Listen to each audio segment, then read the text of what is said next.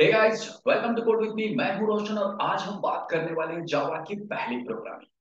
सबसे पहली बात तो ये है कि जावा की कोई भी प्रोग्राम करने से पहले कोई भी प्रोग्राम करने से पहले हमें अपने सिस्टम में ये चेक करना चाहिए कि क्या उसका एनवायरनमेंट सेटअप है हमारे पास। सबसे पहली बात तो ये है कि एनवायरनमेंट सेटअप करने के लिए ये वीडियोस मैंने बनाया है।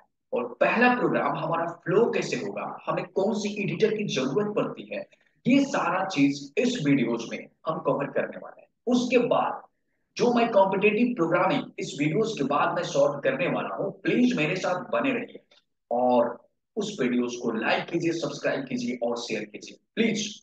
तो गाइज यहाँ से स्टार्ट होता है हमारा जावा कॉम्पिटेटिव वर्ल्ड स्टार्ट होता है। और सबसे पहला प्रोग्राम है, अगर कोई भी बंदा अगर सीखना चाहता है तो यहाँ से अपना प्रोग्रामिंग जो है स्टार्ट कर सकता है। तो सबसे पहली बात, कोई भी प्रोग्राम जावा के कोई भी प्रोग्राम करने से पहले हमें उसका जेडीके डाउनलोड करना पड़ता है। सबसे पहली बात कि हमें उसका जेडीके डाउनलोड करना पड़ेगा। अब जेडीके डाउनलोड करने के लिए मैंने यहाँ पे आपको पहला स्टेप में फर्स्ट स्टेप में उसका लिंक दिया है। इस लिंक को कॉपी करके आप ब्राउज़र पे पेस्ट करेंगे। इसका मतलब लिंक जो है, ये जो लिंक है मैं डिस्क्रिप्शन में डाल दूंगा, ठीक है। तो मैं पहले ब्राउज़र पे चलता हूँ और जेडीके को इंस्टॉल करता हूँ। लिंक को ओपन करने के बाद आप यहां पहुंच जाएंगे, ठीक है। तो यहां पे आप देख सकते हैं कि लाइनक्स का भी है, मैक ऑपरेटिंग सिस्टम के लिए भी है, ठीक है, और विंडोज़ के लिए भी है। तो हमें विंडोज़ के लिए डाउनलोड करने हैं क्योंकि हम विंडोज़ यूज़ करते हैं ज़्यादातर। जो लाइनक्स यूज़ कर रहे हैं तो लाइनक्स का अपना डाउनलोड करेंगे, मैक यूज़ कर रहे हैं तो मैक का डाउनलोड करेंगे। हमें क्या करना है, विंडोज़ का ये जो जिप फाइल है, EXE है, कुछ भी है, ये सब जिप भी हम डाउनलोड कर सकते हैं, EXE भी डाउनलोड कर सकते हैं। इसमें से कोई भी आप डाउनलोड करके इसको मतलब सेटअप उसका रन कीजिए, ठीक है। अगर आप जिप करेंगे तो जिप को मतलब जहाँ भी आप क्या बोलते एक्सट्रैक्ट करेंगे वहाँ पे जाएंगे, आप उसके बिन में जाएंगे, ठीक है। अब तीसरा स्टेप जो है डाउनलोड करने के बाद, इसका जो तीसरा स्टेप ये है कि इसका पाथ जो है हमें सेट करना है, इसका डायरेक्टरी पाथ जो है हमें सेट करना। कैसे करेंगे मैं आपको बताता हूं, ठीक है। सबसे पहली बात तो ये है कि जब आप इंस्टॉल कर लेंगे, जो भी आप जेडीके इंस्टॉल कर लेंगे, इंस्टॉल करने के बाद आप प्रोग्राम्स फाइल्स में आएंगे। प्रोग्राम फाइल्स में जहां पे जावा होगा वहां पे आएंगे, ये जेडीके होगा और बिन, इसको कॉपी करेंगे आप। कॉपी करने के बाद आपको सीधे डेस्कटॉप पे आना है और जो दिस पीसी है, दिस पीसी पे क्लिक करना है, प्रॉपर्टीज में जाना है। एकदम सिंपल सा काम, दिस पीसी पे क्लिक करना है, प्रॉपर्टीज में जाना है। अब यहाँ पे एडवांस सिस्टम्स होगा, एडवांस सिस्टम्स पे जाना है और जो इन्वायरमेंट वेरिएबल्स है, इन्वायरमेंट वेरिएबल्स में आकर के हमें उस पाथ को जो हमने कॉपी करा है इसमें चेक करेंगे कि पाथ कहाँ है। जैसे ही पाथ पे क्लिक करेंगे तो आप देखेंगे बहुत सारे यहाँ पे पाथ जो है मतलब सेट किया हुआ है। तो जो आपने कॉपी करा है ना, यहाँ पे क्लिक करके और पेस्ट कर दीजिए, ठीक है। लेकिन मेरा जो है पहले से ये पाथ सेट किया हुआ है, आप कहीं पे देख सकते हैं कि जेडी के यहाँ पे पहले से सेट किया हो, यहाँ आप देख सकते हैं कि जेडी के जो है पहले से मेरा सेट किया हुआ है, तो मैं यहाँ पे नहीं सेट करूँगा, ठीक है। तो आप जो है यहाँ पे आकर के आप वेरिएबल में आप सेट कर सकते हैं, पहला। दूसरा, यहाँ पे भी पाथ है तो यहाँ पे भी आप जो है जेडीके अपना सेट कर सकते हैं। तो ये हमारा दूसरा स्टेप जो है यहाँ पे एंड होता है। अब हम तीसरे स्टेप की तरफ चलते हैं। अब हमारा जो तीसरा स्टेप है वो स्टेप कहता है कि हमें एक एडिटर चाहिए। अब कोई भी प्रोग्राम आप लिखिएगा जावा का तो उसमें एक एडिटर की ज़रूरत है। तो मैं आपको रिकमेंड करूंगा, मैं आपको यह रिकमेंड करूंगा कि आप इंटेलिज है वो डाउनलोड कर लीजिए, इक्लिप्स है वो डाउनलोड कर लीजिए, ठीक है, या VS कोड भी है वहाँ पे वो डाउनलोड कीजिए। लेकिन ज़्यादातर रिकमेंडेशन ये है कि इंटेलिज डाउनलोड कर लीजिए, ये बहुत अच्छा होता है प्रोग्राम करने के लिए, बहुत ही अच्छा होता है, ठीक है। तो चलिए हम ये जो एडिटर है इस एडिटर को डाउनलोड करते हैं। और यहाँ पे मैंने ये जो लिंक है मैंने प्रोवाइड कर दिया है कि आपको डाउनलोड कहाँ से करने हैं। ये लिंक भी मैं डिस्क्रिप्शन में डाल दूंगा, आप ओपन कर लीजिएगा, ठीक है। तो चलिए ब्राउजर पे चलते हैं। अब जो मैंने लिंक प्रोवाइड किया है उस लिंक के जरिए आप यहाँ पहुँच सकते हैं, आप यहाँ से डाउनलोड जो है कर सकते हैं, ठीक है। तो गाइज यहाँ से विंडोज़ के लिए, मैक के लिए, लिनक्स के लिए आप सेम थिंग है। तो यहाँ पे आप डाउनलोड करेंगे, डाउनलोड करने के बाद उसको रन करेंगे और जो भी इसका मतलब अल्टरनेट जो भी कुछ आपको पाथ मतलब इसका जो जब इंस्टॉल करेंगे ना तो कुछ बातें ऐसी होगी जो अपने सेल्फ हमें रखना है, नहीं रखना है, करना है नहीं करना है, ये सारी बात जो है इसमें ऑप्शंस देंगे, आपके ऊपर डिपेंड करता है कि आप क्या करते हो। ठीक है, तो मैं यही उम्मीद करता हूँ कि आप इंटेलिज जो है इस वे में डाउनलोड कर लेंगे। अब नेक्स्ट स्टेप की तरफ बढ़ते हैं। हमारा नेक्स्ट स्टेप ये है कि हम एक प्रोग्राम क्रिएट करते हैं। ठीक है, तो प्रोग्राम क्रिएट करने से पहले हम एक फोल्डर बना लेते हैं कि जहां पे हमें कॉम्पिटिटिव का प्रोग्राम करने हैं। ठीक है, तो चलिए हम सबसे पहली बात एक फोल्डर तैयार कर लेते हैं और यहाँ सी में आएंगे। एक फोल्डर, किसी भी तरह का फोल्डर, मैंने पहले से ही फोल्डर जो है जावा कॉम्पिटिटिव का बना रखा है। ठीक है, अब जावा कॉम्पिटिटिव का फोल्डर मैंने बना रखा है, इसको कॉपी कर लीजिए इस पाथ को और इंटेलिज ओपन कर लीजिए। ठीक है, इंटेलिज ओपन करने के बाद आप देखेंगे कि वहाँ पे मतलब जब भी आप नया प्रोजेक्ट ओपन करेंगे, जो भी नया प्रोजेक्ट ओपन करेंगे उस प्रोजेक्ट के वे में, मतलब न्यू प्रोजेक्ट जब भी ओपन करेंगे ये पाथ को हम वहाँ पे प्रोवाइड कर देंगे। ठीक है, तो चलिए लेकिन एक बात मैं बताना चाहता हूँ, एक बात मैं आपसे बताना चाहता हूँ कि कोई भी प्रोग्राम को इंटेलिज में करने से पहले, इंटेलिज में करने से पहले आप क्या कीजिए कि पहला प्रोग्राम जो है नोटपैड पे कीजिए और उसको समझिए कि वो करता कैसे, वर्क कैसे करता है। ठीक है, तो चलिए मैं सबसे पहली बात जो है कि नोटपैड पे कोडिंग कर लेता हूं। ठीक है, नोटपैड पे आप देख सकते हैं, तो यहां पे आप नोटपैड पे देख सकते हैं कि पहला प्रोग्राम जो है हेलो वर्ल्ड का प्रोग्राम है, जिसमें मैंने एक क्लास बनाया है जिसका नाम हेलो वर्ल्ड है और यहाँ पे जो है इसका मेन फंक्शन है। आप जो अब नए हैं ना, आप बिल्कुल नए हैं, तो मैं आपको स्टेप बाय स्टेप समझा दूंगा कि आपको करना कैसे है। पहला प्रोग्राम लिखने के लिए, सबसे पहला प्रोग्राम लिखने के लिए आपको एक क्लास की ज़रूरत पड़ेगी और उस क्लास के नेम की ज़रूरत पड़ेगी। ये पहला स्टेप है। दूसरा स्टेप कि जब भी आप प्रोग्राम लिखोगे, जब भी आप प्रोग्राम, उसमें मेन फंक्शन होना ही होना है, ये फिक्स है। अब इसमें हम हेलो वर्ल्ड प्रिंट कर रहे हैं, इसमें हम हेलो वर्ल्ड प्रिंट कर रहे हैं। तो आपका पहला स्टेप ये रहेगा कि आप एक क्लास बनाओगे। दूसरा स्टेप ये रहेगा आप उसका मेन फंक्शन लिखोगे, ये लिखोगे। उसके बाद प्रिंट करने के लिए हम system.out.println का इस्तेमाल करते हैं, जिसके हेल्प से हम कुछ भी प्रिंट कर सकते हैं।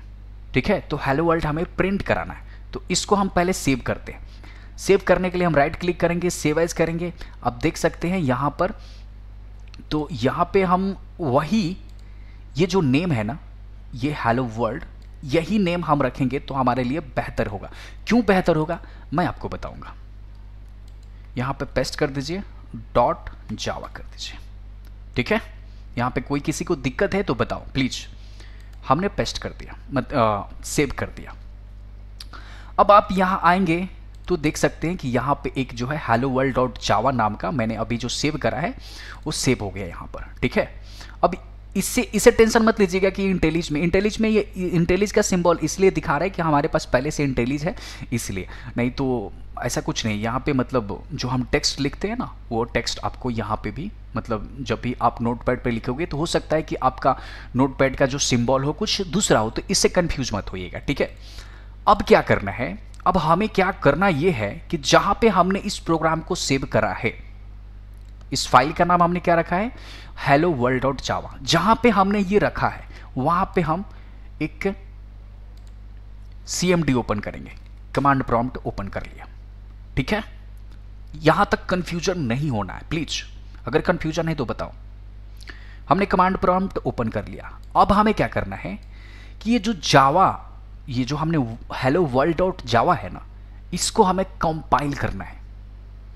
क्योंकि जावा का जो प्रिंसिपल है, जावा का प्रिंसिपल यही कहता है कि कभी भी जब भी आप जावा प्रोग्राम को रन करोगे, जब भी आप जावा प्रोग्राम को रन करोगे, तो सबसे पहली बात कि वो कंपाइल होता है, सबसे पहली बात कि उस फाइल को कंपाइल करता है।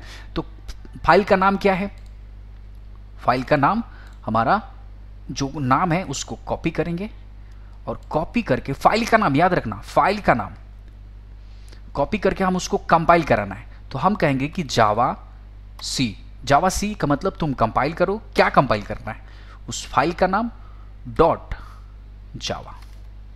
फाइल का नाम, पूरा नाम हेलो वर्ल्ड डॉट जावा, ये जो है ना, उसी को हम बोलेंगे कि तुम कंपाइल करो इस फाइल को। एंटर कर दो। एंटर करते ही आप देखोगे कि ये कंपाइल हो गया। हमने बोला जावा सी मतलब जावा कंपाइल करो। क्या कंपाइल करो? हेलो वर्ल्ड डॉट जावा को, hello world dot Java file को तुम कंपाइल करो। हमने ये इंडिकेशन बोला है उसको। तो वो क्या किया? कंपाइल कर दिया। तो जावा जब कंपाइल होता है तो कंपाइल करके वो बाइट कोड में कन्वर्ट करता है। पूरे ध्यान से सुनिएगा, वो बाइट कोड में कन्वर्ट करता है। जब भी बाइट कोड आता है ना तो डॉट क्लास एक्सटेंशन में आता है, नेम डॉट क्लास के एक्सटेंशन में आता है। यहां पे देख सकते हो जब कंपाइल हो गया तो कंपाइल होने के बाद क्या आया? Hello world dot class. इसका एक्सटेंशन यही रहेगा, इसका एक्सटेंशन यही रहेगा, हेलो वर्ल्ड डॉट क्लास। मतलब जो फाइल का नेम, मतलब जो क्लास का नेम था, जो क्लास का अपना नेम था ना, जो भी क्लास का नेम था, मतलब कंपाइल होने के बाद ये हमेशा जो होगा, हमेशा आप जब भी देखिएगा कंपाइल होने के बाद डॉट क्लास के फाइल एक्सटेंशन में आएगा। अब हमें क्या करना है कि ये जो बाइट कोड का फाइल है हमें इसको रन करना है। तो इसको कॉपी कर लो। कॉपी करने के बाद यहाँ पे कहो जावा, तुम इसको रन करो। किसको? हेलो वर्ल्ड नाम का जो बाइट कोड अभी बना है, बाइट कोड का फाइल जो बना है उसको तुम रन करो। जैसे ही डालोगे ये सीधा हेलो वर्ल्ड प्रिंट कर देगा, हेलो वर्ल्ड प्रिंट कर देगा। ये तो हमारा बहुत ही बेसिक आइडिया था, बहुत बेसिक आइडिया कि हमारा जो है रियल में प्रोग्राम रन कैसे होता है। ये मेरा एम्बिशन था कि मैं आपको बताऊं। अब मेरा एक ही एम्बिशन है, मेरा एक एम्बिशन और है कि जो इंटेलिज में हम कैसे लिखेंगे। तो गाइज हमने क्या किया था, हमने एक हेलो वर्ल्ड का प्रोग्राम बनाया था। ठीक है, हेलो वर्ल्ड का प्रोग्राम बनाया था। अब उसका जो फ्लो है कि वो इंटरनली कैसे फ्लो करता है, इस डायग्राम की मदद से हम समझते हैं। ठीक है, यहाँ पे आप देख सकते हैं कि हमने हेलो वर्ल्ड डॉट जावा बनाया था, लेकिन यहाँ पे ABC डॉट जावा है। ठीक है, तो नाम कुछ भी हो सकता है। अब इसके जगह पे हम हेलो वर्ल्ड डॉट जावा भी रख सकते हैं। ठीक है, तो इससे कोई फर्क नहीं पड़े, इससे कंफ्यूज मत होइएगा। ठीक है, अब समझिए, अब इस बात को समझिए कि हमने एक प्रोग्राम फाइल बनाया जिसका नाम हेलो वर्ल्ड जावा था और उसको कंपाइल कर दिया। हमने कमांड प्रॉम्प्ट में ओपन करके उसको कंपाइल करा। कंपाइल करने के बाद कंपाइलर क्या करता है कि चेक करता है कि उसमें किसी भी तरह का एरर तो नहीं है, किसी भी तरह का कोई इशूज तो नहीं है। अगर कोई इशूज होता है तो वो क्या करता है, फिर से इस वे में वो एडिटर में शो करता है कि यहाँ पे इशूज है। अगर इशूज नहीं है तो, अगर कोई इशूज नहीं है तो क्या होता है कि कंपाइलर जो है उसको डायरेक्टली जो है बाइट कोड में कन्वर्ट कर देता है, उसको डायरेक्टली जो है बाइट कोड में कन्वर्ट कर देता है। बाइट कोड में कन्वर्ट होने के बाद होता क्या है कि बाइट कोड का आइडेंटिफिकेशन कैसे होता है, हम कैसे जानेंगे कि ये बाइट कोड है। तो जब भी बाइट कोड आपको मिलेगा ना तो हमेशा वो डॉट एक्सटेंशन, जो डॉट क्लास के एक्सटेंशन में आपको मिलेंगे। एक तो क्लास का नेम रहता है और दूसरा उसका एक्सटेंशन डॉट क्लास होता है। तो यही हमारा बाइट कोड पहचानने का तरीका होता है। अब क्या होता है, इसके बाद जब बाइट कोड में कन्वर्ट हो जाता है तो ये जो होता है ये सीधा जो है जावा में एक JVM होता है, जावा वर्चुअल मशीन, उसके अंदर क्लास लोडर होता है। यहाँ पे आप देख सकते हैं क्लास लोडर क्या करता है कि उस बाइट कोड को लोड करता है और लोड करके वो सीधे जो है बाइट कोड वेरीफायर के पास पास कर देता है। बाइट कोड वेरीफायर क्या करता है कि चेक करता है कि इस कोड में, इस क्लास में जो बाइट कोड आया है इसमें कोई इशूज तो नहीं है। अगर कोई इशूज नहीं होता है तो वो डायरेक्ट जो होता है जीट कंपाइलर को पास करता है। ठीक है, अब जीट कंपाइलर क्या है इस बात को समझ लीजिए। जीट कंपाइलर, अगर मान लीजिए कि कुछ लाइन जो होता है, जैसे आपका कुछ कोड है 1 2 3 4 लाइंस का कोड है, लेकिन 3 और 4 सपोज कि सिमिलर लाइंस है, एग्जैक्ट सिमिलर लाइंस है, तो जीट क्या करता है कि इसमें से एक को डिस्कार्ड कर देता है, एक को डिस्कार्ड कर देता है और 3 लाइंस जो है इंटरप्रेटर को सेंड करता है मशीन कोड में कन्वर्ट करने के लिए। यही काम होता है जीट का। ठीक है, तो जीट इसको सेंड करता है। जीट क्या करता है, इंटरप्रेटर क्या करता है कि उस कोड को वो मशीन कोड में कन्वर्ट करके और फिर ऑपरेटिंग सिस्टम को वो पास करता है। ठीक है, तो जावा ही एक ऐसा प्रोग्रामिंग लैंग्वेज है जिसमें कंपाइल टाइम भी पॉसिबल है और इंटरप्रेटर भी पॉसिबल है, इंटरप्रेटर टाइम भी पॉसिबल है। ठीक है,